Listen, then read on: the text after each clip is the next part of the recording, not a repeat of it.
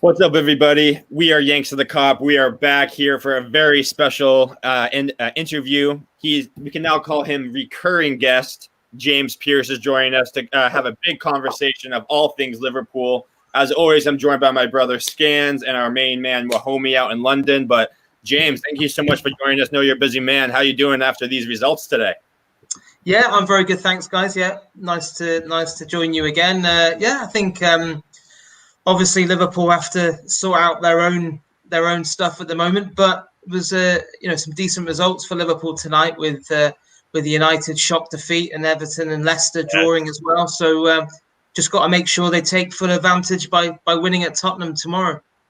Yeah, that's the hope. I mean, we get a win tomorrow, then this is one hell of a week for me, and I'm sure for all Liverpool fans out there. But James, let's get right into it because we have a lot to talk about. That is for sure. And really where I want to kick it off is probably the hottest topic, and that is, the lack of a center back signing this window. I think it was something that all fans, hoped to see. Whether or not we expected to see it is another conversation. But what's your take on, us not signing any, potential people, whether it's, Militao from Real Madrid or even someone free like, Socrates?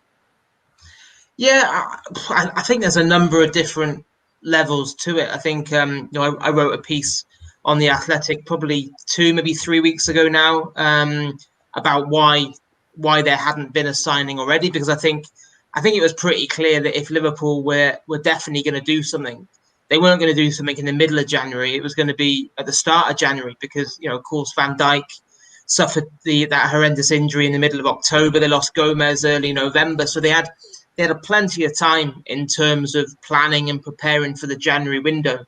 And the reality was they didn't feel as if they could get who they wanted at that time of the season. We all know that, the winter window isn't ideal in terms of trying to get top talent away from clubs, and if you do that, you have to pay a premium on top of probably the value. And the harsh reality was that because of COVID, because of the impact of the pandemic, Liverpool just didn't have that kind of cash. So, I was told from various people at the club that we're not going to go down the route of a short-term fix. Yes, we've got someone in mind for the summer, but he's not available now. There's not the money available to do it now.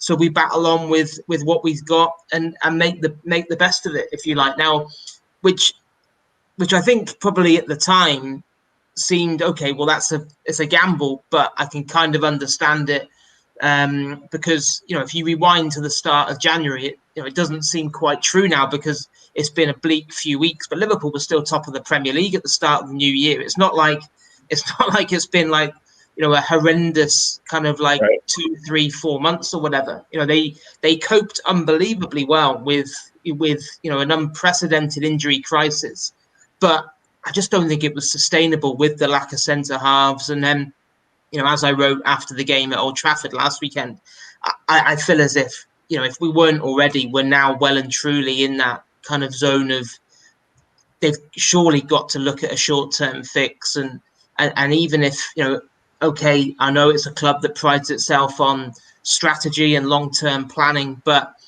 they need someone just to ease the burden, I think, on, the fact that you've got midfielders playing out of position. You've got, young players and fringe players being thrown in at the deep end. But as we sit here tonight, nothing really has changed because, they haven't been able to find someone who fits the bill of a caliber that they think would come in and kind of really improve Liverpool. And one thing I do have some kind of, which I do agree with, is Socrates was a name bandied around.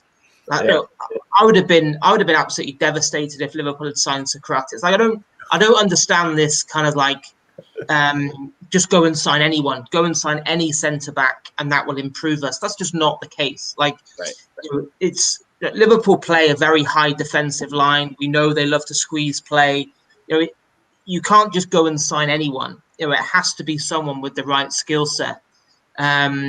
So yeah, I must admit I wasn't too disappointed when I saw he'd signed for Olympiacos. But in saying that, like most fans, of course, I'd love to see them go and sign someone before the window shuts.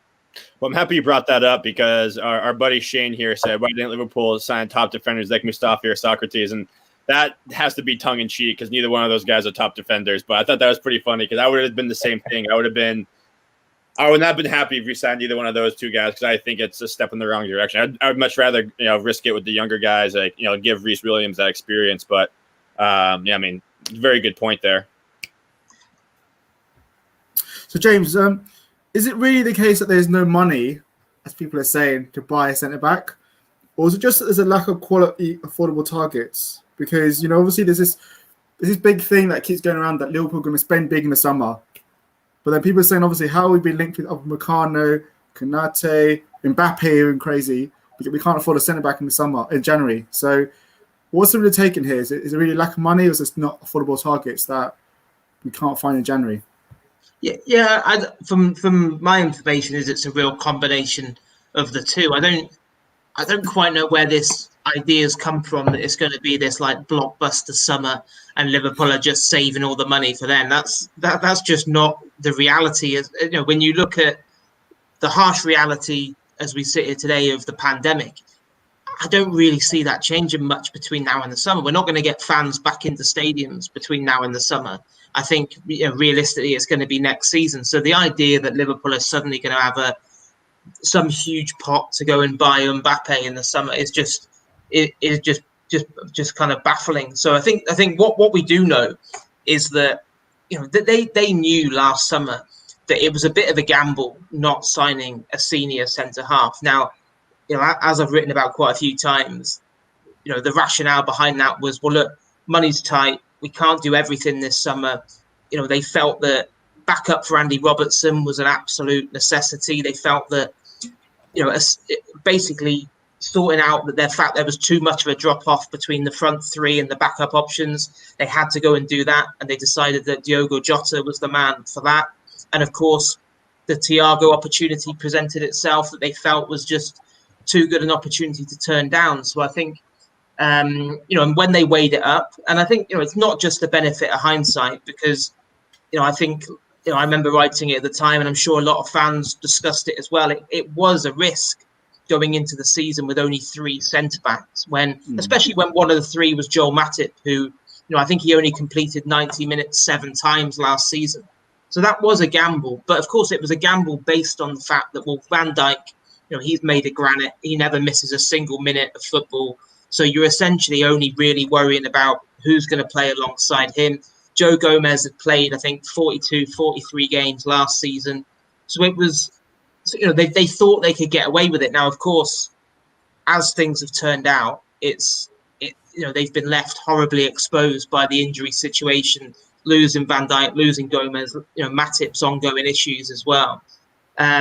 So yeah, it's a mixture. It's a mixture of availability and money. And take for example someone like Upamecano at Leipzig. Now, of course he's of interest to Liverpool, but there's just absolutely zero chance you can go and sign him this summer. In this window. Like he is not available in this window. Leipzig don't need the money. They're still in the Champions League. Of course, they face Liverpool in a few weeks. So you're just not getting him. And the idea that you're suddenly going to try and offer 20, 30 million pound more than, I think he's got a release clause of 38 million pound in the summer. That's just absolute pie in the sky at this point. So yeah, things like that. Ben White at Brighton. You're not getting Ben White out of Brighton this month for what, 50 million probably. And is he worth that? I'd say not. James, what about Militao? Was there any general links to Militao at Real Madrid on loan? I haven't heard that. I haven't heard him discussed as a serious option. Like I know Kabak at Schalke. There was some discussions with his people back in November time, but it didn't go any further than that. So no, I think and of course I wasn't surprised that my colleague David Ornstein reported that there'd been a phone call with Socrates' people last week, because I'm sure Liverpool are putting in phone calls to defenders across Europe. It doesn't mean they wanted to sign him. It just means that they're having conversations, as you would do, just to ascertain, right, what are the options, who is available, what will the cost be, what will they bring to us. And in terms of money, I think it's important to kind of separate the fact it's not like there's no money there to do anything. There's not the money there to go and spend 40, 50, 60 million pounds on a centre back in the next few days. That is pretty clear. If there was a short-term option that Klopp and Michael Edwards and Mike Gordon were convinced represented a decent shot, then they would go and do it. It's not like there's not the money. There's not like there's zero money there to do anything. But I think the issue they feel at the moment is who is available on a short-term deal, who could actually come in and improve us. And that is why, as we sit here tonight, they still haven't done anything. So, look, one last question: was there any real truth to Seb Botman as a link? Was that just pie in the sky? No.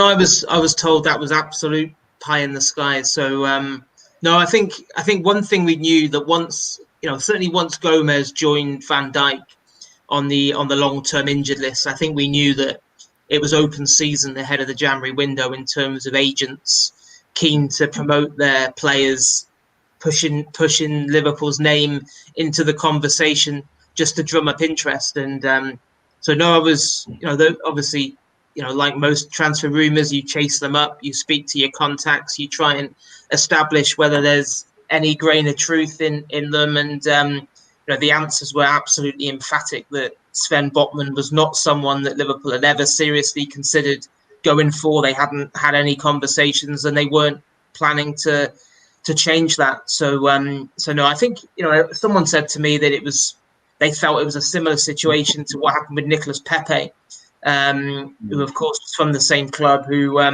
Liverpool got repeatedly linked with him to the point where I think it started off as being baffled, and it ended up being angered to the point that Michael Edwards actually rang the club up and said, look, I don't know where this keeps coming from, but we are genuinely not interested in signing Nicolas Pepe. Now, Arsenal ended up paying 70 odd million for him. So maybe people close to Nicolas Pepe thought that was job done in terms of drumming up interest in him. But no, the Botman one for me was an absolute red herring. Yeah, James, just going to FSG, we know that their business model surrounds the Premier League and the Champions League, obviously not really the domestic cups. So do you think that they think that we can still compete in both of those if we don't sign a center back in January? Well, you'd have to say the answer must be yes if nothing happens between now and the end of the window, because they're businessmen, aren't they? And right. They know the importance of Champions League qualification to the bottom line, to the finances, also to the knock-on effect in terms of summer recruitment plans. Because I think that's another factor that I think sometimes gets overlooked. Is it's all well and good to say, well, we've got a plan for the summer. We've got a plan for the summer. You have to excuse my dog, by the way. No problem. I don't quite know what he thinks he's heard or saw there, but yeah, I think that's probably a bit of an overlooked factor. The fact that it's okay to say, well, we'll wait for the summer and get who we want then. But of course, if you're not in the top four, if you don't have Champions League qualification, then is Liverpool as attractive a destination? Even bearing in mind the Klopp factor and the fact they've had such great success in recent years. So yeah, that is a concern. But I think FSG have been very, very constant all the way through. And I know, during tough times, of course, it frustrates people.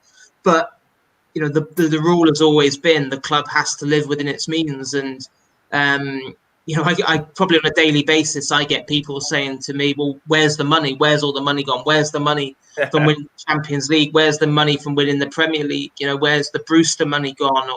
And it's like, well, the accounts are there in black and white. Like there's nothing suspicious going on. They're unlike the Glazers at Man United. There's no money flowing out of the club to pay for debts or interest or anything like that. Everything that gets generated at Liverpool goes back into the club. But what FSG don't do is write checks out of their own pocket. They have said from the start that Liverpool had to be self-sustaining, and I get it when people say to me, well, could they not throw in 40 or 50 million, I don't know, say this month to pay for a top centre back, and then take the money back out if Liverpool got in once they get the Champions League money next season or whatever. But that's just not the way that they've done things, and I don't see that changing anytime soon. Yeah, have you noticed any, like, for me, I looked at Klopp's comments, I think last week, about FSG and kind of mentioning, he's like, it's not always just up to me. Now, I thought that was really like the first time he's really kind of called out FSG. Even maybe it wasn't a direct shot at them, maybe more of a ricochet shot at them, but that was really the first time I've even kind of heard him kind of go against FSG and kind of go against their way. Have you noticed any potential issues there with Klopp and FSG and kind of like the overall strategy at the club? No, I haven't noticed issues. I know. Obviously, people picked up on his comments last week, but no, I thought it was pretty much in keeping with what Klopp had said previously, where I think everyone knows there are three big power brokers at Liverpool in terms of the decision-making process. You've got Klopp, you've got Michael Edwards, and you've got Mike Gordon, the FSG president, who runs Liverpool on a day-to-day basis. And no deal has ever been sanctioned without Mike Gordon saying, yes, this makes financial sense, we'll go and do it. And I think for me it was more the point in terms of the questioning and where it came from. I think Klopp was just trying to say, it's not like we don't see what you see. It's not like Klopp goes into training every day and goes, oh, I've got more than enough centre backs here today.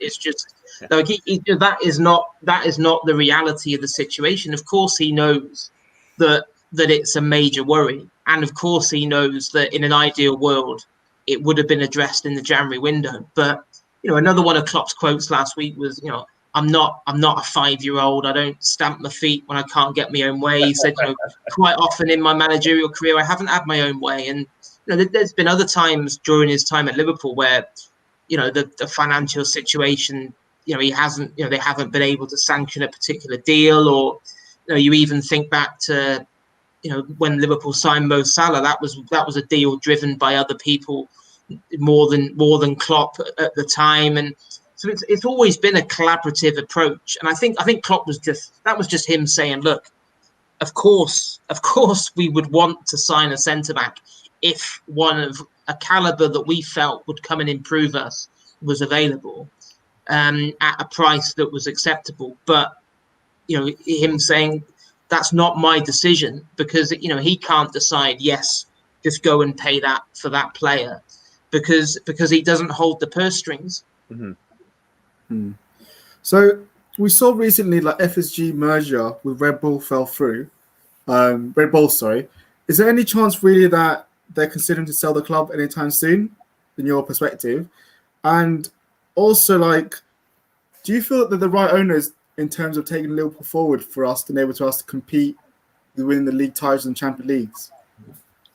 Well, to answer the first part, I mean, it's been the case for a long time now that FSG were open to selling a minority stake in Liverpool. That has been going. It feels like it was quite a fair few years ago now that we had the quite frequent transfer rumors, takeover rumors, and in terms of were FSG going to sell up, and every time I checked it out, it was always the same, that no, a takeover is, selling up is not on the agenda, but yes, we'd be up for selling a minority stake to generate money, and that has just never come to fruition. So despite things falling through with Red Bull, I still there's no doubt that they're open to that idea. In terms of selling up and walking away, I mean, at some point, of course, there will be some kind of exit strategy, if you like. But I don't see it happening anytime soon. I think I think for a start, there's very few people who could afford Liverpool Football Club, especially at a time when the global pandemic has hit so badly. So no, I don't. I've certainly got no feeling whatsoever that FSG's passion or enthusiasm for owning the club and running the club and bringing success back to the club and keeping it going is dwindled whatsoever. So, again, it kind of comes back to what what do you want in terms of, I can understand the frustration at certain times in terms of, especially at a time when obviously FFP rules have been relaxed and we've seen certain other clubs take advantage of that and the owners write out checks and throw in their own money.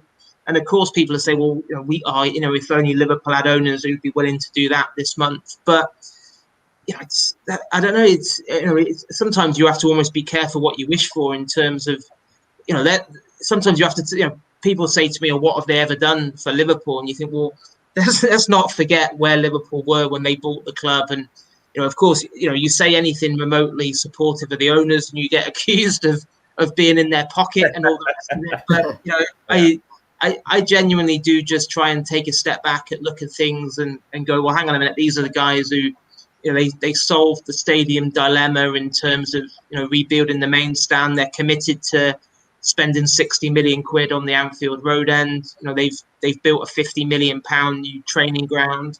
These aren't, of course, it's been an unbelievable investment for them in terms of, what was it, a 300 million pound takeover to a club now that's probably worth, well, certainly before the pandemic was worth 2 billion. But they've also built the infrastructure of the club in terms of looking after the long term. Of course, they were also the people that that employed Jurgen Klopp, and also the fact that everything that's been generated goes back into the club. And I think sometimes that does get a little bit lost. That when going back to what we said before about where's the money? Well, Liverpool's wage bill is in excess of £320 million a year. So that it's that in itself is a massive undertaking. That they've dished out some massive contract renewals to keep hold of their best players, and in doing that, they've also obviously with the Klopp factor as well, stopped Liverpool from hemorrhaging their top talent, which happened for far too long with with Mascherano, with Alonso, with Suarez, Coutinho. So that's another element as well. So of course, Klopp and this team deserve the lion's share of the credit, but I don't think we can overlook just because this season's been so challenging. We can't overlook the fact that this ownership group did actually, help Liverpool become champions of Europe and champions of England again. Yeah, I'm curious of your thoughts, just to kind of get to the squad here of the front three currently. I mean, clearly they've had some underperformance recently in our recent run of games, and also Trent Alexander-Arnold. I mean, he's come under a lot of flack recently as well. Clearly not having the same season that he had last season or even the year before that. So I'm just curious to hear your thoughts on them. I mean, the right flank doesn't seem to be nearly as productive as the left with Mane and Robertson against Trent and Salah. But just curious to hear your thoughts on those players. Yeah, I think the front three, as we've all seen, haven't hit anything like the heights that we know they can so far this season. I think it's been a rarity, especially this month.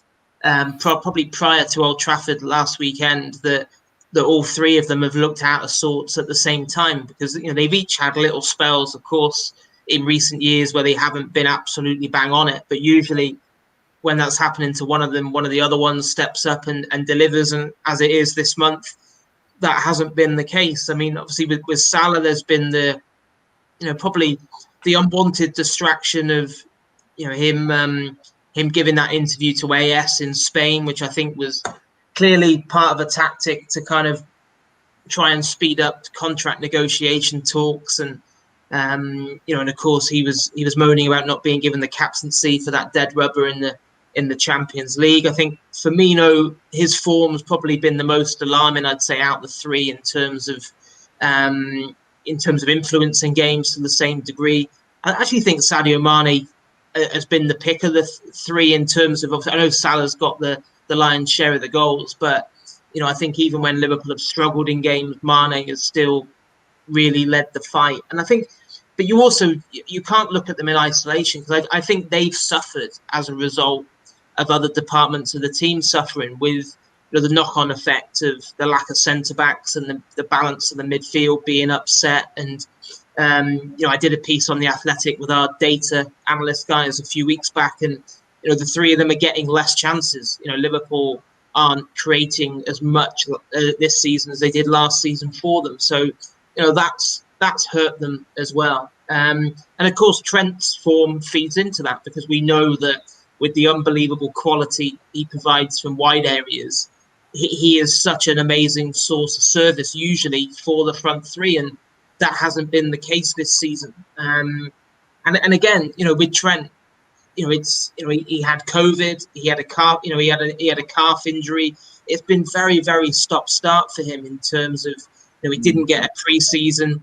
And it's been hard watching him at times recently, because with Trent, it hurts him as much as it hurts any supporter when Liverpool drop points. Mm-hmm. It's you would never ever question his attitude or his work ethic or his commitment or anything like that. If anything, sometimes probably he tries too hard, and the decision making lets him down, because maybe his head becomes a bit scrambled, which I think we probably saw with like the array of crosses that were whipped into the box against Burnley, and that crazy stat that I think he'd whipped in 18 crosses and not one had found a Liverpool player. So yeah, there's lots of factors have come together. But I actually thought there was some positive signs from Trent as well last weekend at Old Trafford, as well as the fact that we had Firmino being a creative force. We had Mo Salah tucking away two very, very decent goals. So it does feel like there's something there to build on. Yeah, I kind of wanted to go off of your point there. I mean, Sophie, she's a good friend of the program. She brought up a good point here. I don't think you can blame it all on the front three. The midfield is playing defense, and it kind of just falls like dominoes. The midfield is missing Fabinho massively in there. And I'd go one step further. I think also just, Jordan Henderson being in and out of the lineup hasn't been good. I mean, 17, we've only lost 2 games with Henderson in the lineup. So, I mean, what type of role is that? I mean, just the midfield uncertainty causing with the rest of the team as well. Yeah, so I think Sophie's absolutely spot on, because, like I said, you just can't look at the front three in isolation and question their output without looking at the reasons why. And probably the biggest reason why for me has been the supply lines to them, and of course the midfield is a key part of that, because there's been so much chopping and changing, and for me, Fabinho is the best holding midfielder in the Premier League, yet he's been playing centre half for what, most of the last 3 months. So that has to damage the team. And also Henderson, with Liverpool missed his energy and his dynamism so much, as well as his leadership. And as one of the people that's been fortunate enough to still go to the games behind closed doors, you hear Henderson's voice continually during the 90 minutes. He is, he almost manages the team on the field with the way that he's, always barking out orders, and he's more influential. That's the bottom line. He's more influential when he's playing in centre midfield than when he's stuck at centre half. So, and in terms of the midfield, like when I was looking back on the first half of the season this week, and I think the only time Klopp has played Henderson, Fabinho, and Thiago as his midfield three was the Merseyside derby, and Liverpool were absolutely brilliant that day. By the way, it kind of got lost amidst the fallout with obviously Pickford somehow getting away with that disgraceful challenge on Van Dijk, and obviously Richarlison chopping Thiago in half, and the VAR controversy with Henderson's late goal getting ruled out. But Liverpool was so good in that game. And I remember thinking, that was probably Klopp's best midfield three. Yet, because of circumstances, they haven't played together since, and they probably won't play together as a midfield three for the rest of the season as well, unless Liverpool sign a centre half, which is crazy. So yeah, all of those changes have definitely impacted on the front three. So James, we recently just have heard that we're signed Cade Gordon. And I read a scout report from some scout that recently said that they labelled him as the best 16-year-old in the country. But what's your opinion on him, and how good really is he from your perspective? But do you know what? I can only go on what other people have told me, to be honest, because I must admit I haven't seen much of him. He's obviously a young kid at Derby County who is, I know he's come up against Liverpool under 18s a few times, and Liverpool really like the look of him.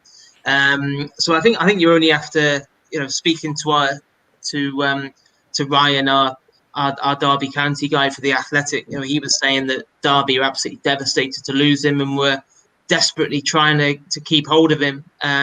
So I think that tells you something about how gifted he is. I think Rooney gave him his senior debut for Derby against Birmingham City as probably a bit of a carrot to try and dangle in front of him to try and convince him to stick around. But it looks like the lure of Liverpool has been too great for him to turn down. And so I think from what I'm told, there's still a few loose ends to tie up, but it should happen for an initial fee of around $1 million, potentially rising to 3 million.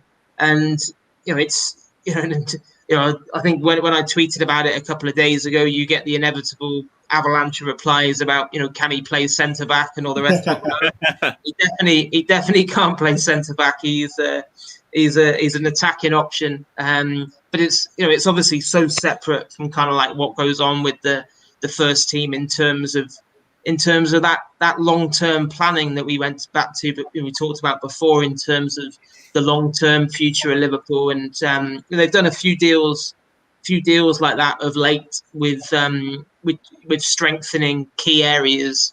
I'm sure he'll start off at the academy with the youth squads. He's not someone we're gonna suddenly see thrown in at the deep end for the senior team. But yeah, do you know what? He must be a big talent, because Liverpool don't make a habit of paying money for players that young unless they're pretty convinced about them. Because I know from speaking to Alex Inglethorpe at the academy, they much prefer to focus on really developing the talent that they've had there from a really young age group and brought through the ranks. And they only really go outside the club and bring someone in if A, they're convinced that this is a really special player, and B, they think there's a pathway through over the next couple of years where that player could potentially be a first team player for the club. So yeah, the fact that it's got this far must be a sign that Liverpool rate him so highly. Just one quick question: do you feel like with the Brexit rules and how hard it's going to get EU players, we're going to see an influx of Brazilian players and South American players at Liverpool more now? Because yeah, I think from the people I've spoken to, they said that it will certainly open up new markets. It will open up markets that probably weren't available before because of the work permit system, and and so yeah, South America. I think Mexico as well. I think is another league where suddenly, I think with the points-based system that's set up, I think someone who's played a decent number of games at that level would suddenly be able to get a move to England, where before, I think before it always used to be something like played kind of 50%, wasn't it, of like the senior internationals for that country in the year or two before. So yeah, I think it just shifts things in terms of probably scouting networks wise. Obviously, I know Liverpool have recently brought on board a young defender from Celta Vigo, and they really had to rush that one through before the Brexit rules kicked in at the start of January. So it will have an impact certainly on scouting, and you're right. I think probably South America will be an area now where Liverpool will be able to look at players who before it was almost like, well, it's pointless because you just wouldn't be able to get over the red tape that would stand between him and the deal. I think we just got one question here. That is Kake. We heard about this Kake guy from Fluminense, a Brazilian striker that we got linked to. No, I haven't. Usually the rumours reach me, but I don't know where's that rumour come from. It was reported 2 days ago that Liverpool are after this guy called Kake, and for 15 million, at least 19 or 20. Million? 15. Oh, 15. Right. Okay. Yeah. No, it's news to me. I haven't heard him. I haven't heard him mentioned. And I think if there was 15 million knocking around at the moment, then I think that would be invested on a centre back. James, I'm curious to hear your thoughts on Thiago. I mean, in Twitter land, he's come under some recent criticism, and I have no idea why. But I'm just curious to hear your thoughts on him. Do you think we should use him more as a 6 or as an 8? I mean, clearly against Tottenham tomorrow, we could see him as a potential 8 with Jordan Henderson coming back into the side. Yeah, I really hope so. I'd love to see him as a bit further forward. I think he's had a bit of bizarre criticism. I've seen a few pundits kind of in the last few weeks almost suggest that he's been the problem, and which amazed me, because to me he's been one of the absolute shining lights during a pretty bleak period. His performances have been one of the things that I've kind of clung to and gone, well, at least Thiago is growing in stature and influence. He's getting to grips with what's expected of him. He's getting to grips with English football. So yeah, I think the only frustration for me is from the games he's played recently, have been that nagging feeling that I'd love to see him another 10 or 15 yards further up the pitch, where I just think he could help Liverpool more in an attacking sense. I think certainly there's been a few where he's, because of the role he's been asked to do as the number 6, where he's almost on the halfway line when Liverpool attack, almost as like a third centre back. He's dropping so deep to pick the ball up, and he is such a wonderful passer of the ball with amazing vision. I just think, especially against deep lying defenses, you need a bit of ingenuity. You need a bit of spark and guile, and to me, he is the ideal man to provide that. So no, I think Thiago's one of those players who I think, when obviously at the moment there's so much doom and gloom around, but when you think about why will Liverpool really pick up, why will Liverpool be a much better team and a bigger force in the coming months, I think a lot of it hinges around Thiago, and because he obviously these days the short-termism in football is just absolutely ridiculous. Like when you think back to, it wasn't that long ago we were all sat with our feet up watching the knockout stages of the Champions League when all those rumours were doing the rounds, and thinking, oh my God, imagine if Liverpool could possibly sign this Thiago fella. Imagine the different dimension he would give this team. And through absolutely no fault of his own, he hasn't been able to do that so far, because that was his first Premier League start, wasn't it? Goodison, when Richarlison chopped him down, and although a lot of the focus was on Van Dijk after that game, and initially, he was cleared of any serious kind of ligament or tendon damage, but the reality was it took him the best part of 3 months to recover from it. So no, I only see Thiago's importance to Liverpool increasing over the coming weeks and months. Yeah, I think another guy too that Liverpool fans were really excited to see this year, Naby Keita, as well as Jota. I think both those guys, especially against the low blocks that we continuously see, 2 guys that would fit perfectly for that type of a system. Do you have any updates on when we could potentially see them? Because I know with Jota it was initially end of January. Looks like that's going to be a couple weeks out now. And then also on the Naby Keita side, at what point do you kind of we invested so much money in them? At what point are you just like, okay, this guy's he can never be available? Yeah, it's a good question. I mean, first of all, on Jota, I think initially Liverpool were pretty optimistic. I think that he would be nearer the 6 weeks than the 8 weeks, but that certainly changed of late. I think Klopp admitted just over a week ago that he was still using a protective kind of brace when he was away from the training ground just to protect the knee. And so, and I think because he's missed so much football now, you're probably looking at middle of February before we see him kind of back in a Liverpool shirt. Because I think, even if he, hopefully in the next week or so, we'll see him back out actually on the grass. But, I think he'll need a couple of weeks to build it up, and Liverpool won't want to, risk rushing him back and him breaking down again. As for Keita, I mean, I think, like everyone, Liverpool kind of like, and the player himself, so frustrated with the fact that, it's been so stop-start, hasn't it? I think, what is this, his third season, and I've lost count of how many times we've said, now it's kind of like it's now or never for Naby Keita at Liverpool. What makes it even worse for fans and probably journalists as well is when he has played, you always see his quality. It's not like when you watch him play, you think, well, what is he doing at Liverpool? You actually think, well, actually, he offers something different. He's actually got a bit of, X factor to him that can actually really help take this Liverpool team to the next level when they need to. But as you said, at what point do you say, enough's enough in terms of reliability? And of course that's also easier said than done, because if you try and kind of like, I don't know, say for argument's sake he didn't play again this season, which obviously he will do, because at the moment they're working really, really hard with him in terms of trying to build up that absolute kind of core fitness, that trying to make sure that rather than bringing him back early this time, that they really, really try and have him in a position where he can now last the pace for the kind of the next 3 or 4 months. But if he wasn't, say that he was to hardly play between now and the end of the season, well, who's going to buy him in the summer? Yeah.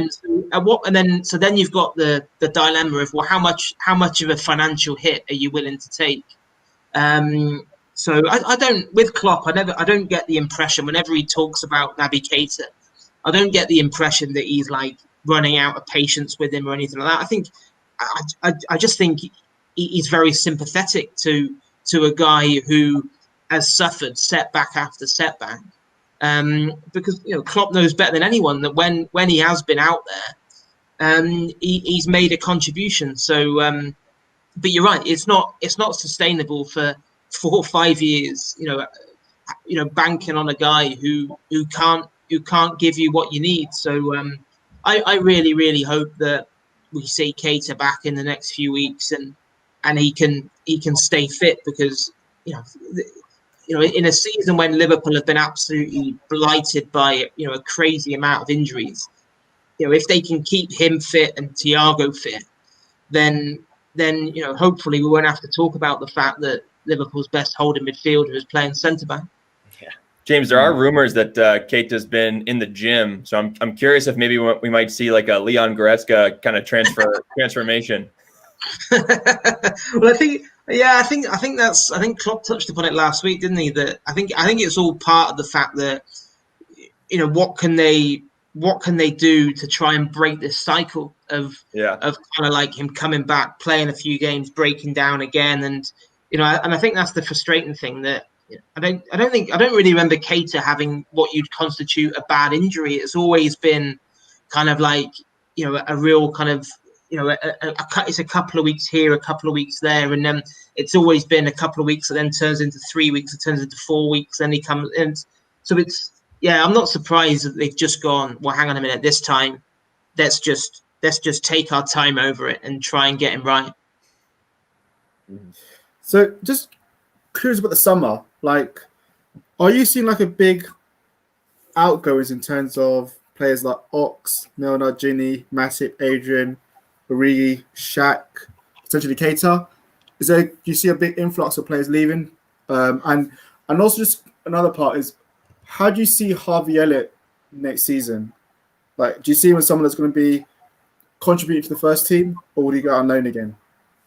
Do you know what? I think it's just so difficult to tell at the moment, because there's so much up in the air in terms of, we don't know whether we're talking about a team in the summer that might have won back-to-back Premier League titles and against all the odds, or we're talking about a team that's gone from winning the title to not even qualifying for the Champions League. So I just think it's impossible to say at the moment. In terms of Harvey Elliott, I think when players go out on loan, quite often it's the step towards them actually being moved on. And I think Harvey Elliott 100% is different to that in terms of, Liverpool have got really, really high hopes for him. And I think the decision to loan him out to Blackburn has shown the value of the loan system in terms of the experience that he's got, where, he wouldn't really have played much as it is, because although Liverpool have had, this unbelievable run of injuries, it's more been defensive than attacking wise. So I don't look and think Liverpool should have kept hold of Harvey Elliott. I think he's actually really benefited from what he's been able to get in terms of regular game time and just mixing it in a league as tough as the Championship. So I certainly see him coming back and having a role next season. How big a role, I think that depends on a lot of things. In terms of an exodus, I'd be surprised if there was an exodus, just because, I think under Klopp, he doesn't like too much change. I think, a lot of it will hinge on who pushes for a move, because as we know, Klopp is a very loyal guy. And, if I think he doesn't, but by the same token, if a player really wants to leave, then, very rarely will he stand in their way. Of course, you mentioned Adrian. I'd certainly expect Adrian to leave. I can't imagine that Liverpool are going to be giving him a new contract. And then obviously you've got a decision then of whether you just keep Kelleher as the number 2, or whether you think you need to go and sign another backup keeper to Alisson. And then and obviously so much of it as well is dependent on the kind of offers you get, because and again, going back to what we talked about at the start of the conversation in terms of why Liverpool didn't go and buy a centre-half last summer, that was partly influenced by the fact they didn't generate anywhere near the amount of money they thought they would do in sales. I remember speaking to people last summer who said, we'll get 20 million for Wilson, potentially 20 million for Grujic. Of course, Shaqiri at one point was looking like he was likely to leave as well. And those, because of the pandemic, those offers just weren't forthcoming. And I don't see finances massively changing much between now and the summer. So, the January window has been absolutely dead, hasn't it? Not just for Liverpool, but pretty much across the Premier League, because not only have clubs got very little money to play with, but also I think clubs are also loath to lose players even that aren't really featuring at the moment, because they know in a season like this with the schedule, they might suddenly need a fifth or a sixth choice defender or a midfielder who they've barely called upon up to now. So yeah, it's and then obviously you get the talk about Mbappe and Sancho and again, my opinion on that would be Liverpool would only go and potentially be in the market for someone like that if one of the current front three was to push for a move. And at the moment, there's no sign, that would happen. Of course, people will say, "Oh, well, is Mo Salah agitating for a move with giving that interview to the Spanish newspaper and all the rest of it?" But to me, it smacked more of him pushing for a new contract than a move, because anyone who's seen Barcelona's balance sheet, the idea that they could possibly go and bid 150, 160 million pound for Mo Salah is just absolutely ludicrous. And Real Madrid aren't exactly awash with cash either. So it's these are just really, really strange times in terms of the finance. And it's not just Liverpool. It's a global thing. Yeah, James, just kind of something that we've noticed on this show is that Liverpool seem to be lacking an attacking midfielder. So, we haven't really had one since, or I guess a reliable one since Coutinho left. I'm just curious, is there anybody out there that we're currently looking at in the transfer market? I know Aouar from Lyon seems to come up a lot in conversations, but anybody that really stands out that could be a potential?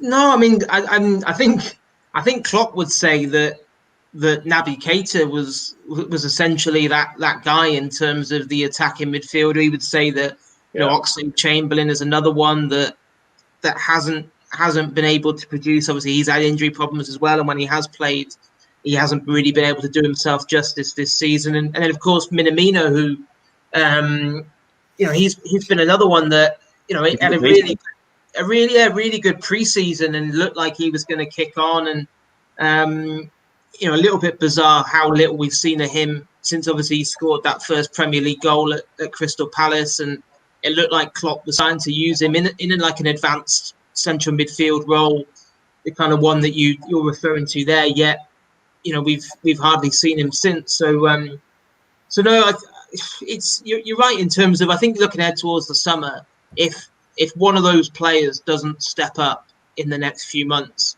then I'm sure that will be an area Liverpool will have to look at. But at the moment, they're not a club that stockpiles players, just for the sake of it. They would, I think if you ask Klopp at the moment, he'd say, well, we've actually got quite a lot of attacking midfielders. It's just I need to get more out of the ones we have got.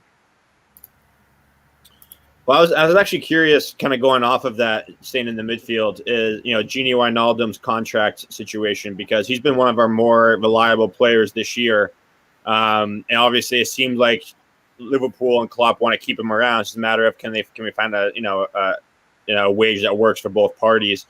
Have you heard any further discussions along those lines? Because it seems like Barcelona and Koeman are kind of circling in case he does not sign that contract. No, I think as far as I'm aware, the standoff is continuing at the moment in terms of no real breakthrough, no real definitive decision from Wijnaldum, and I think history kind of shows us that the closer and closer someone gets to becoming a free agent, the vast majority of those times he ends up leaving as a free agent. I'm struggling to think of too many times when in recent history when a player has got down to the last 4 or 5 months of his deal and signed. I think it's been pretty clear for quite a while that it was a difficult situation, because I think Wijnaldum has been on the same contract that he signed when he arrived from Newcastle in 2016. I think probably quite rightly he has pointed to the fact, well, look, I'm virtually ever present. I've been a key part of a team that's won the Champions League, that's won the Premier League. I'm now 30. This is the last kind of really big contract of my career. I deserve to be recognised as, in that absolute highest band of Liverpool wage earners. And, the other side of it is that Liverpool are like, well, we don't give out long, lucrative extensions to players who are beyond their 30th birthday. You won't be far off 31 by the time his contract expires. So as we stand, as we are here, here tonight, there's no real breakthrough. There's been this impasse and this pretty big gulf, I think, between what he was demanding and what Liverpool were willing to pay. I think the tricky thing for Wijnaldum is, I think it was almost assumed at one point that he would go to Barcelona once his contract had finished. But again, as we talked about before, Barcelona have got serious financial problems. There's also, a huge amount of turmoil there in terms of, yes, we know he's got a close relationship with Ronald Koeman, but will Ronald Koeman even still be Barcelona manager next season? So I think he's got a lot to consider, and it's just, and I think that's probably why there is still a glimmer of hope, is that at the moment, probably in the absence of a very clear kind of another option that he really, really likes the idea of, is it possible that he will actually go, well, actually, I'm willing to kind of compromise in terms of what I want, and maybe we can thrash out an agreement. But no, I just think you only have to look at what happened with Emre Can. It was very similar noises coming out of the club then, in terms of Klopp saying, I really hope we can agree something. And right, because obviously when you become a free agent, you're able to bank such a big signing on fee. usually that tends to sway a player's opinion. Mm-hmm. Just a couple more questions here, James. At the beginning, you mentioned that Liverpool, they have their ideal, center back target. He's not available in January. He's probably going to be available in the summer. What type of a profile are they looking to fill that void? Because we've seen at the beginning of the season how great Joe Gomez was. I mean, are they looking for somebody to really partner Van Dijk, or are they kind of looking for somebody who may be more okay with being a third or fourth option off the bench? No, I think it would be a top option. I think it would be not necessarily certainly not to replace Joe Gomez. It would more be a recognition of the fact that you need another elite option back there, in the same way as they went and signed Diogo Jota, despite the fact they had an elite level front three already. And I think also just recognition that with Matip's situation, that you just have to. It's something that has to be addressed. So no, I don't think it'll be someone who's. I think it'll be someone who's proven at the highest level. I think. I don't. And I know. Alaba obviously came up in conversation again recently, and when I checked that out, I was told that absolutely not. He is not under consideration for the summer. That Liverpool were looking at someone younger. And someone who I think I was told who was probably better in the air. I think obviously we've seen without Gomez, without Van Dijk, and without Matip, even the threat from set pieces has dwindled, hasn't it? In terms of not having that aerial threat. So yeah, that's the kind of person Liverpool are looking for, and so yeah, I think it won't just be kind of a kind of it certainly won't be like a Ragnar Klavan or someone like that, kind of like a squad option to fill in at times. It'll be someone to actually push and compete with the first choice ones. And I think because I think there's a realization that as good as obviously the medical treatment is now and the developments in sports science, it's bound to take time for Van Dijk and Gomez to get back to where they were. It's just unrealistic to think that both of them are going to suddenly, the moment that they put on a Liverpool shirt again, are going to carry on where they left off. So, yeah, it has to be an elite level defensive signing. And, and I think that's partly influenced the decisions so far this month. The idea, well, because we can't get who we want this month, we'll wait for the summer. Of course, that in itself is a gamble because, if Liverpool, heaven forbid, did miss out on the Champions League, would you still be able to get that player? James, I just want to ask you about that Reading lad, Michael Olise. Like, we were linked to him recently, and the rumor is that he's got like a 8 million buyout clause, and he's got like the most assists in the Championship. Also because he's English and he seems very talented. Are there any genuine links to him? And is he a target that Liverpool get since we're buying like a lot of the top youngsters around in Europe? Do you know what? I honestly don't know. He is not someone that I've heard his name mentioned, or even one of the rumors that I've been bombarded with that I end up checking out. So no, obviously aware of the fact that he's been having a really good season, but no, I honestly couldn't tell you whether there's interest there or not. James, last question here for you. We did have a question come in from one of our fans of the show, and he was curious, how do you build contacts within football, and how do you know which sources are reliable? Is it just something that's earned over time, or how do you do it, I guess? Yeah, it's a good question. I think, yeah, definitely over time. I think, a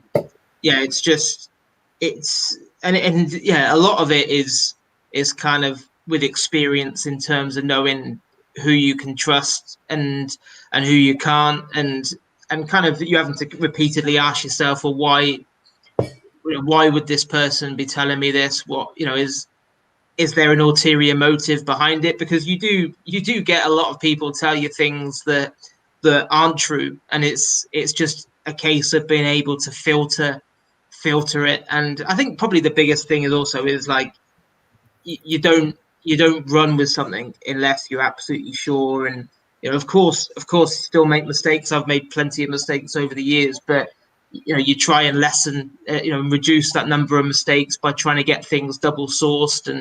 And if someone tells you something, trying to speak to another decent contact to check that it is actually true. And but yeah, it's always a big challenge. And obviously trust is a big thing, which you can only build up trust with people over time. It's just completely implausible that you can just walk into a job and people will automatically start telling you things because they need to know that they can trust you, that it's that they can talk to you in confidence without that coming out that they've had that conversation. So yeah, it's it's kind of continually evolving as well, because it's, and obviously during the transfer window is the hardest possible time, because I've lost count on the number of times I've had like an agent just completely lie to me about Liverpool's interest in a particular player, and then kicked off when I haven't written a story saying that Liverpool are in for a particular player. And it can be a crazy business at times, but yeah, I think that's always probably the biggest thing is building up that kind of that trust with people, and trying to just trying to treat information you get on its merits, and probably not getting carried away with it before you've kind of really checked it out. Yeah, that makes sense. But I mean, real quick, James, just to close it out, what's your prediction for the rest of the season? How are the Reds going to finish up? Oh God, toughest question of all. I had to save that. It's I was talking about it with someone today actually, because I did a joint piece with Simon Hughes on The Athletic that was published this morning, in terms of like kind of looking back on the first half of the season. And obviously Liverpool, I think it's 21 points worse off than the same point last season, and you kind of like you kind of list all the factors and look at all the reasons and speak to people about at the club in terms of what they view as the main reasons behind the drop off. But then you have to like remind yourself that we are only at the halfway point. And if Liverpool were to put together back-to-back wins this week against Tottenham and West Ham, the conversation is completely changed again.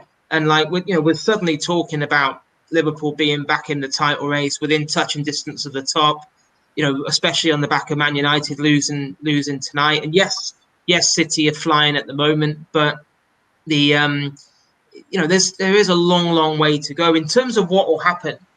I just think this is such an unpredictable season. And I know it's sitting on the fence, but I genuinely, you know what? I'd love to be able to say with great conviction that I think Liverpool will like break off the shackles and go on an amazing run and either win the title or go very close and go very far in the Champions League. But I just think it's impossible to say at the moment. There's this like, things have changed so fast. Like it wasn't that long ago that people were saying that, Man City were in an absolute mess, and they're not going to do anything this season. Solskjaer was on the ropes. Is he gonna make it till Christmas? Suddenly he's the best thing since sliced bread. Chelsea were top of the Premier League at one point in December. Lampard out of a job by the end of January. I mean, it is a mental season. Unlike any other, and it could throw up a surprise winner. Like I watched Everton Leicester tonight, and I thought Leicester were absolutely brilliant second half. And I just think it's such a tough one to call. What I do think is that Liverpool have got far too much quality to just fall away. Like there's no way that I think because there's been 3 points out of the last 15, no goals in the last 4 league games. Everyone's on a bit of a downer. But Liverpool have got far too much quality to just fall away. And yes, of course, we'd all be a lot more, comfortable if they'd gone and signed a centre-back in January. But, we got Thiago's influence growing. There's Jota to come back in a few weeks. Obviously Henderson and Matip back in the side tomorrow night. So yeah, I'm still I'm still optimistic, but yeah, just no big predictions. Yeah, hey, us too. I'm right there with you. That's what we said too. Weird season, so we'll see how it goes. But James, thank you so much for joining us, man. This was a bunch of fun. I know we went a little bit over time, but we really appreciate you. And now that you're a recurring guest, we'll have to have you back next summer too for the summer window. Yeah, no problem. Cheers, guys. Take care. Yeah. Thanks, and James. out there, we really Yeah. appreciate you guys. Go ahead and hit that like and subscribe button, and we'll see you guys tomorrow for the post-match reactions to the Tottenham matchup. So take care, everybody. And